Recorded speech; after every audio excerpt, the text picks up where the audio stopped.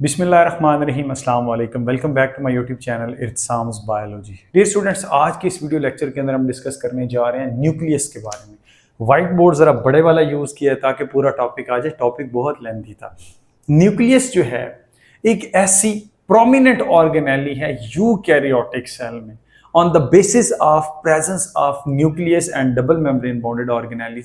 पिछली वीडियो में मैं बता चुका हूं, हम सेल को दो कैटेगरी सेल की करते हैं। एक आपके पास आते हैं प्रोकैरियोट्स और दूसरे कौन से आते हैं, यूकैरियोट्स। तो यूकैरियोटिक सेल के अंदर प्रो में ये एब्सेंट होता है, ठीक है। यूकैरियोटिक सेल के अंदर ये आप समझ लें कि प्रोमिनेंट जो आपको ऑर्गेनेली मिलती है वो कौन सी मिलती है, न्यूक्लियस मिलता है, ठीक है। डबल मेम्ब्रेन बाउंडेड स्ट्रक्चर है, प्लस ये क्या है, double membrane bounded structure plus ये सेल का कोऑर्डिनेटिंग सेंटर है। समझ ले, सेल की एडमिनिस्ट्रेटिव पोस्ट सारी इसी के पास है। और we can say it contain code of life, इसके पास लाइफ का क्या मौजूद है, कोड मौजूद है, जिसको हम क्या बोलते हैं, डीएनए। अब डीएनए हो वहां पर आरएनए भी बनेगा। तो जहां पर डीएनए प्लस आरएनए होगा तो ये क्या है, basically NA mean nucleic acid. तो न्यूक्लिक एसिड की वजह से हम क्या कहते हैं, इसको न्यूक्लियस का नाम देते हैं। So due to presence of nucleic acid inside this particular organelle, this is called nucleus, or we can say the prominent structure in the eukaryotic cell. अच्छा, उसके बाद हमारे पास आता है इसकी लोकेशन। हाँ जी, प्लांट सेल और एनिमल सेल के अंदर इसकी लोकेशन क्या है, वो चेंज होती है। अगर हम एनिमल सेल की बात करते हैं तो एनिमल सेल के अंदर प्यारे बच्चों ये सेंट्रल होता है, सेंटर के अंदर तकरीबन मौजूद होता है।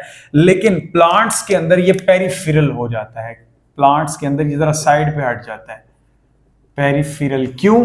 Just because of a large vacuole, एक बड़ा सा वैक्यूल मौजूद होता है जो इसको पेरिफेरी की तरफ टुवर्ड सेल मेम्ब्रेन क्या कर देता है, धकेल देता है। उसके बाद इसके स्ट्रक्चर की अगर बात की जाए तो न्यूक्लियस के बाहर एक इन्वेलप मौजूद होता है, डबल मेम्ब्रेन स्ट्रक्चर मौजूद है, जिसको हम क्या बोलते हैं, न्यूक्लियर इन्वेलप बोलते हैं। इनसाइड द न्यूक्लियर इन्वेलप यहां पर कुछ स्ट्रक्चर्स मौजूद हैं। एक तो लिक्विड लाइक मटेरियल मौजूद है, जैसे साइटोप्लाज्म था, तो यहां पर जो फ्लूइड लाइक मटेरियल होगा उसको हम क्या बोलते हैं, न्यूक्लियोप्लाज्म। अच्छा जी, ये न्यूक्लियोप्लाज्म क्या करता है, कंटेन करता है बहुत सारी चीजें। कैसे? ये डीएनए को कंटेन करेगा, यानी कि क्रोमैटिन मटेरियल, क्रोमोसोम्स को कंटेन करेगा, प्रोटीन्स को, उसके बाद राइबोसोमल आरएनए को, उसके अलावा राइबोसोमल सब यूनिट्स को, और membrane less organelle, organelle with in organelle आप कह सकते हैं किसको प्यारे बच्चों, न्यूक्लियोलस को। तो ये तमाम तर चीजें किसके अंदर मौजूद हैं, इस न्यूक्लियोप्लाज्म के अंदर मौजूद है। तो क्या ये न्यूक्लियोप्लाज्म एक बंद कमरे की तरह है? तो आंसर है नो। इसके अंदर कुछ विंडोज हैं, डोर्स हैं, कुछ पोर्स हैं, ठीक है। इसका जो स्ट्रक्चर है न्यूक्लियर इन्वेलप का, वो समझना पहले बड़ा जरूरी है। ये जो आउटर साइड पे आपको नजर आ रही है, this is called outer membrane. Outer membrane जो होती है प्यारे बच्चों, ये किसके साथ कनेक्टेड होती है, ये होती है रफ एंडोप्लाज्मिक रेटिकुलम के साथ। यानी कि ये आउटर मेम्ब्रेन है तो आउटर मेम्ब्रेन के साथ एक ऑर्गेनेली अटैच होती है, this is called rough endoplasmic reticulum. उसके बाद आपके पास आती है इनर मेम्ब्रेन। यहां पर ये जो ब्लैक से लिख रहा हूं, ये कौन सी मेम्ब्रेन है जी, इनर मेम्ब्रेन है। और इनर मेम्ब्रेन जो है प्यारे बच्चों, ये क्या करती है, सराउंड करती है किसको, न्यूक्लियोप्लाज्म को। न्यूक्लियोप्लाज्म को ये क्या कर रही है, सराउंड कर रही है। उसके बाद यहां पर थ्रेड लाइक स्ट्रक्चर्स मौजूद हैं। These thread like structures are basically called chromatin material. ये इंशाल्लाह मैं आपको यहां पर बताऊंगा, ये क्या कहलाते हैं, क्रोमैटिन मटेरियल कहलाते हैं, ठीक हो गया। अच्छा, क्रोमैटिन मटेरियल जो है बेसिकली डीएनए से मिलकर बना हुआ है। नेक्स्ट हमारे पास ये है कि इसके पास पर्टिकुलर पोर्स मौजूद होते हैं, पर्टिकुलर स्ट्रक्चर्स मौजूद हैं। ये वो स्ट्रक्चर हैं जहां पर आउटर मेम्ब्रेन और इनर मेम्ब्रेन इकट्ठी हो जाती, फ्यूज हो जाती है एक दूसरे के साथ, और ये चीज क्या कहलाती है, न्यूक्लियर पोर कहलाता है। अब ये बनाना क्यों जरूरी था, ये इसलिए बनाना जरूरी था कि कोड सेल का कहां पर पड़ा हुआ है, डीएनए के अंदर। उसने बहुत सारे आरएनए बनवाने, उसने प्रोटीन्स बनवानी है, उसने मल्टीपल फंक्शनैलिटी करनी है, ठीक है, इंफॉर्मेशन देनी है, ग्रोथ के लिए हार्मोन्स बनाने हैं, मतलब वो हार्मोन्स बनाने के लिए इंफॉर्मेशन देनी है, ठीक है। तो ये तमाम तर इंफॉर्मेशन जो है वो कौन दे रहा है, डीएनए दे रहा है। अब डीएनए कहां पर मौजूद है? न्यूक्लियस के अंदर मौजूद है। तो बहुत सारी चीजों का आना जाना न्यूक्लियस के अंदर लगा रहता है। जैसा कि डीएनए बनाने के लिए आपको डीएनटीपीस चाहिए होते हैं, ठीक है, डीऑक्सी न्यूक्लिक एसिड के जो सब यूनिट्स होते हैं, न्यूक्लियोटाइड्स होते हैं, वो चाहिए होते हैं। प्रोटीन्स बनाने के लिए अमाइनो एसिड्स चाहिए होते हैं। तो बहुत सारी चीजें जो कि सेल को जरूरत होती है वो इन न्यूक्लियर पोर से आ जा सकती हैं, लेकिन ये जो न्यूक्लियर इन्वेलप है ये इसको क्या करता है? साइटोप्लाज्म से बचा कर रखता है। तो आप समझते हैं कि घर के अंदर अगर आपके पास कोई कीमती चीजें हैं तो आप कमरे के अंदर पड़ी सेफ के अंदर जाकर कहीं रखेंगे। तो जस्ट लाइक दैट जो कोड ऑफ लाइफ है उसको किसके अंदर रखा गया? न्यूक्लियोप्लाज्म के अंदर, इनसाइड द न्यूक्लियस। उसके बाद अगर हम इसके न्यूक्लियर पोर का स्ट्रक्चर देखते हैं स्टूडेंट्स, तो यहां पर आपको एक बड़ा कॉम्प्लेक्स स्ट्रक्चर नजर आएगा, ठीक है।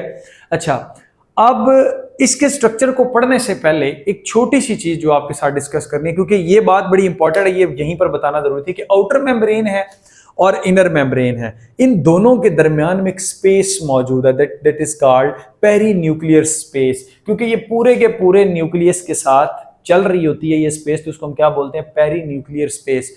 मजे की बात यह कि जब न्यूक्लियर पोर बनता है ना, तो ये यहां पर अब देखिएगा, फॉर एग्जांपल आपके पास ये एक मेम्ब्रेन है, ये आउटर है, ये इनर है, और दूसरी ये आउटर, ये इनर। जहां पर ये पोर बनेगा तो ये आपस में क्या कर जाएंगे? फ्यूज। तभी ये दरमियान में पोर जो है ना वो आसानी के साथ जो है वो बन सकता है, इसके अंदर चीजें आ जा सकती हैं। तो पेरी न्यूक्लियर स्पेस जो होती है वो इस जगह पर नहीं बल्कि इस जगह पर इसकी एक अपनी स्पेस बनती है जिसको हम क्या बोलते हैं? न्यूक्लियर पोर, और we can say nuclear basket का भी इसको क्या नाम दिया जाता है। इस न्यूक्लियर पोर को देखने के लिए, इसको समझने के लिए आपको इसका ये वाला स्ट्रक्चर जो है ना वो आना चाहिए। न्यूक्लियर पोर वो चीज है स्टूडेंट्स जो क्या करता है? चीजों को अंदर आने और बाहर जाने में क्या करता है? हेल्प कर रहा होता है। अच्छा जी, ये देख लें, ये आउटर मेम्ब्रेन है आपकी, और ये कौन सी है? Inner membrane. जो इनर मेम्ब्रेन है उसके साथ साथ एक प्रोटीन अटैच्ड है जिसको हम क्या बोलते हैं? Nuclear lamina. न्यूक्लियर लैमिना क्या कर रहा है? डीएनए और क्रोमैटिन मटेरियल को अटैच करने के लिए जगह प्रोवाइड कर रहा है। So it provide site to attachment of basically chromatin material. अच्छा, उसके बाद अगर आप न्यूक्लियर पोर का इंडिविजुअल स्ट्रक्चर देखते हैं तो आपको ये कुछ इस तरह का नजर आएगा कि इसकी एक सब यूनिट होती है रिंग सब यूनिट, ये बाहर की तरफ एक रिंग बना रही है, ठीक हो गया। जैसा ये मैंने आपको ये बना के दे दिया, ये बेसिकली क्या है? न्यूक्लियर रिंग है ये वाली। और एक इसके अंदर वाली साइड पर, वो हमें बोर्ड पे मैं ड्रा नहीं कर सकता, वो ये अंदर वाली साइड पर एक वो अंदर वाले जो है ना, ये वाला सब यूनिट जो है ना, ये दोनों रिंग सब यूनिट है, ठीक है, दोनों रिंग बना रहे हैं, ठीक।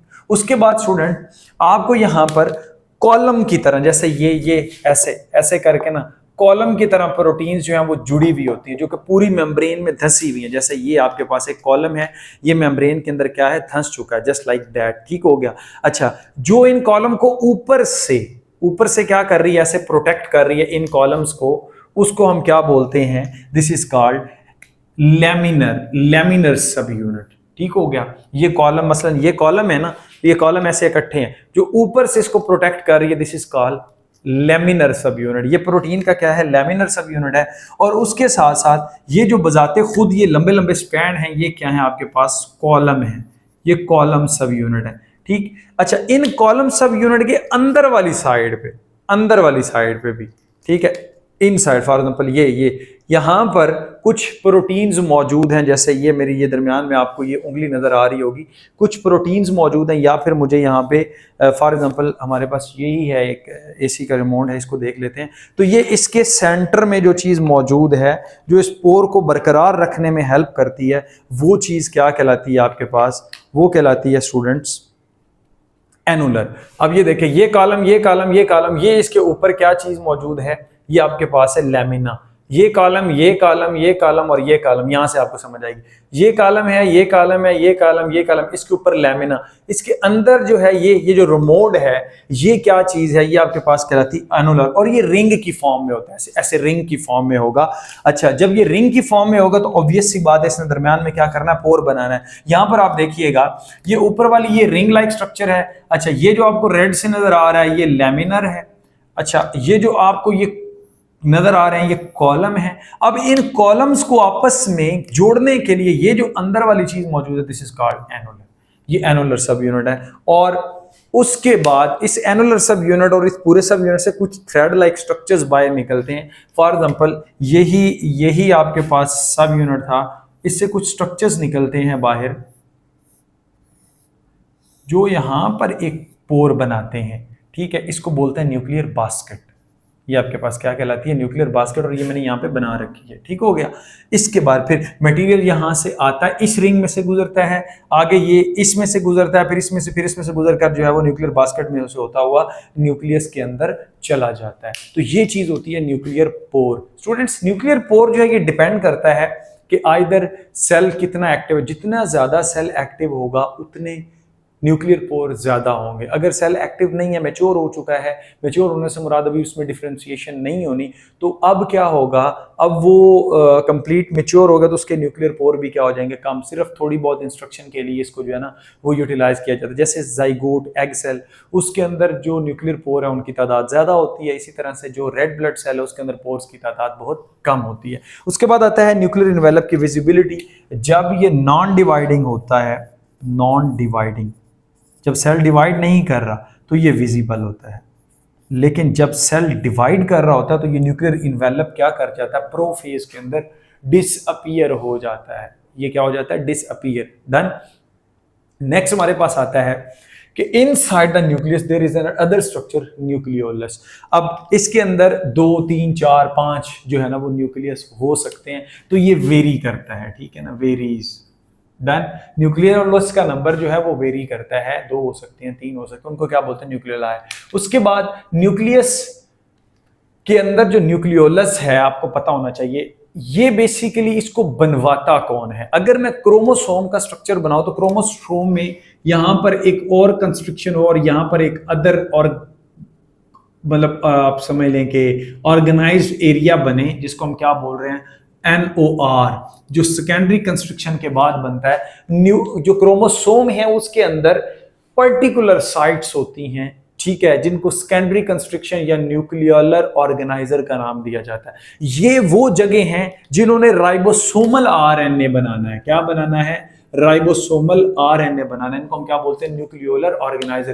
क्योंकि राइबोसोमल RNA यहां से बन के इस जगह पर क्या होना शुरू हो जाता है, इकट्ठा होना शुरू हो जाता है, और प्रोटीन्स बन के यहां पर इकट्ठा होना शुरू हो जाती है। Basically it is an aggregation of 2 things. यहां पर 2 चीजें हैं, एक आपके पास प्यारे बच्चों क्या है, राइबोसोमल RNA होता है, और दूसरी यहां पर क्या होती हैं, प्रोटीन्स होती हैं। अगर आप देखते हैं राइबोसोम का स्ट्रक्चर जो कि ये बनाता है, कौन बनाते हैं, न्यूक्लियोलस। न्यूक्लियोलस क्या बनाते हैं, राइबोसोम्स। तो राइबोसोम्स बेसिकली 2 चीजों से, 50% प्रोटीन से और 50% जो है वो राइबोसोमल RNA से मिलकर बना होता है। तो ये वो रीजन है जो बेसिकली यहाँ पर सब यूनिट्स इकट्ठे हो के राइबोसोम्स के और उसका राइबोसोमल RNA इसको क्या बना देते हैं, न्यूक्लियोलस बना देते हैं। इसका जो फिब्रिल रीजन है स्टूडेंट्स, ये बनाता है राइबोसोमल RNA। एंड दूसरा हमारे पास जो इसका रीजन है ग्रैनुलर, इस पर स्मॉलर सब unit of ribosome and larger सब यूनिट्स ऑफ राइबोसोम बनेंगे, जो कि बाद में पूरे का पूरा स्ट्रक्चर बना देते हैं, जिसको हम क्या बोलते हैं, पूरे का पूरा राइबोसोम। उसके बाद हमारे पास आता है क्रोमेटिन मटेरियल। क्रोमेटिन मटेरियल को समझने से पहले आपको थोड़ा सा DNA का कॉन्सेप्ट होना चाहिए कि हमारी बॉडी के अंदर, अगर हम ह्यूमंस की बात करें तो 6 फीट लॉन्ग DNA पड़ा हुआ है। ये प्यारे बच्चों DNA है, और ये DNA आपको पता होना चाहिए कि नेगेटिवली चार्ज होता है। जब ये नेगेटिवली चार्ज है तो इसको खास किस्म की प्रोटीन्स दी जाती हैं ताकि ये उसके ऊपर रैप अप हो जाए। 8 प्रोटीन्स होती हैं, हिस्टोन प्रोटीन्स, और वही कैन से हिस्टोन ऑक्टामेर। ये प्रोटीन पॉजिटिवली चार्ज होती है, इसी वजह से DNA नेगेटिव पॉजिटिव आपस में अट्रैक्शन करते हैं। अट्रैक्शन की वजह से एक बॉन्ड बनता है इन दोनों के दरमियान, और इसी वजह से ये रैप अप कर जाता है। ये DNA है, so it wrap up on, ये रैप अप करेगा, और इसी तरह से यहां पर रैप अप, इसी तरह से यहां पर रैप अप, ठीक है। तो ये जब DNA और प्रोटीन्स आपस में मिलेंगी तो ये क्या बना देंगी, ये न्यूक्लियोसोम बना देंगी। ये वर्ड क्या है, न्यूक्लियोसोम। न्यूक्लियो मीन न्यूक्लियस के अंदर, Soma mean bodies. Beed like structures मौजूद हैं जो किधर मौजूद होते हैं, न्यूक्लियस के अंदर। इसको हम क्या बोलते हैं, न्यूक्लियोसोम। अब ये जो चीज बन चुकी है, ये पैक हो के किस में कन्वर्ट होगा? क्रोमेटिन मटेरियल के अंदर। किसके अंदर कन्वर्ट होगा? Chromatin material. इसको हम क्या बोलते हैं? क्रोमेटिन का नाम देते हैं। प्यारे बच्चों, क्रोमेटिन दो तरह का होता है। एक होता है यूक्रोमेटिन, जो कि तकरीबन 5% होता है, और दूसरा आपके पास कौन सा होता है? हेटेरोक्रोमेटिन, जो कितना होता है? 95%। ये ज्यादातर डीएनए खुलता नहीं है, समझ आ रही है? ये वाला डीएनए खुलता है और इससे क्या बनता है? मैसेंजर आरएनए बनता है। यही वजह है कि हमारी बॉडी में 3 to 4% क्या होता है? मैसेंजर आरएनए होता है। ये इसकी रैप अप से, इसकी अगेन एंड अगेन कन्वर्जन से, अगेन एंड एंड कॉइलिंग से, सुपर कॉइलिंग से क्या बन चुका है? आपके पास क्रोमेटिन मटेरियल बन चुका है। अब ये क्रोमेटिन मटेरियल अगेन से कंडेंस हो के क्या बना देता है? क्रोमोसोम बना देता है। अब क्रोमोसोम प्यारे बच्चों जो है, ये इसका स्ट्रक्चर है, इसको हम क्या बोलते हैं? सेंट्रोमियर। ठीक हो गया? यहां से इसके आर्म्स, क्रोमोसोम के आर्म्स एक दूसरे के साथ क्या होते हैं? अटैच्ड होते हैं। अच्छा, ये जो क्रोमोसोम्स के आर्म्स हैं, इनको हम क्या बोलते हैं? क्रोमेटिड्स का नाम दिया जाता है। ये क्या है? क्रोमेट। अब ये और ये एक दूसरे के एक ही क्रोमोसोम के, तो उसको हम क्या बोलते हैं? Sister chromatids. ठीक हो गया? तो फॉर एग्जाम्पल ये सेंट्रोमियर है, ये और ये, एक क्रोमेटिड ये और एक आपके पास क्रोमेटिड ये है। ठीक है? इसी तरह से अगर इसके साथ इसका होमोलोगस क्रोमोसोम हो, ठीक है, शेप सेम है लेकिन उसके अंदर जीन्स और अलील का फर्क है, ये और ये आपस में क्या कहलाएंगे? Non sister chromatids. ठीक हो गया? मैं दोबारा से इसको बता देता हूं कि फॉर एग्जाम्पल इसके साथ ये भी है, ये और ये आपस में क्या है? सिस्टर है, लेकिन इसका और इसका आपस में क्या कहलाएगा? नॉन सिस्टर क्रोमेटिड्स कहलाएगा। ये थोड़ा सा अलग कॉन्सेप्ट था। अच्छा, ह्यूमंस के अंदर 6 फीट डीएनए 46 क्रोमोसोम्स के अंदर डिवाइड है, जो कि तकरीबन 1.5 इंच बनता है। हर एक से 1.5 इंच डीएनए जो है ना इनके पास आता है, और अल्लाह ने इनको इतना क्लोजली पैक किया है कि हमें आम आंख से नजर नहीं आते। और जो नंबर ऑफ क्रोमोसोम्स हैं वो भी डिपेंड करता है कि डिफरेंट ऑर्गेनिजम्स में डिफरेंट है। ह्यूमंस के अंदर 46 हैं, इसी तरह से कम 2 देखे गए हैं एंट्स के अंदर, और कुछ राउंड वर्म्स हैं उनके अंदर। और उसके बाद ओफियोग्लोसम रेटिकुलेटम, ओफियोग्लोसम रेटिकुलेटम, ये एक फर्न है, इंडियन फर्न है, टेरिडोफाइट से बिलोंग करती है। इसके अंदर 1260 क्रोमोसोम्स देखे गए, तो फ्यू टू 1000 क्रोमोसोम्स जो है वो डिफरेंट स्पीशीज के अंदर मौजूद होते हैं। सो मैं उम्मीद करूंगा स्टूडेंट्स कि आपको ये मेरा वीडियो लेक्चर अच्छा लगा होगा। Stay connected. Thank you.